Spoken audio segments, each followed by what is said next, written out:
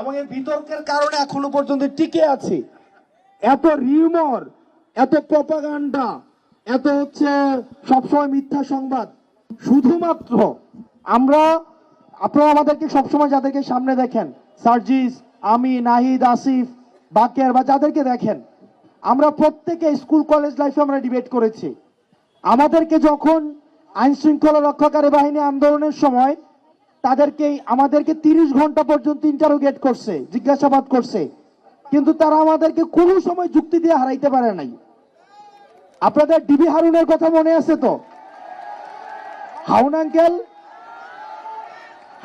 Uncle সহ আমাদের কাছে হার মানছে, কারণ হাউন আঙ্কেল তো ওরা একটা ইয়া দিয়ে আসছে। আমরা ডিবেট করে আজকে 15 বছর ধরে।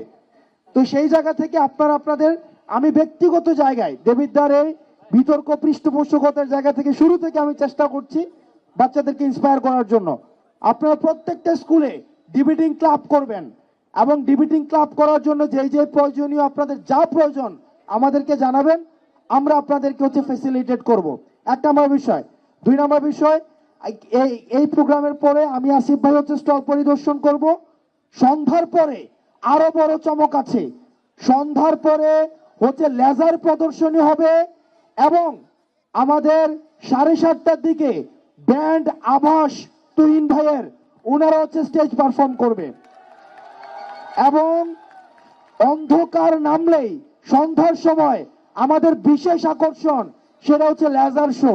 সবাইকে দেখার আমন্ত্রণ রইল, এবং সবাই ভালো থাকবেন, সুস্থ থাকবেন, সবাই মেলাকে উপভোগ করুন। সালাম আলাইকুম।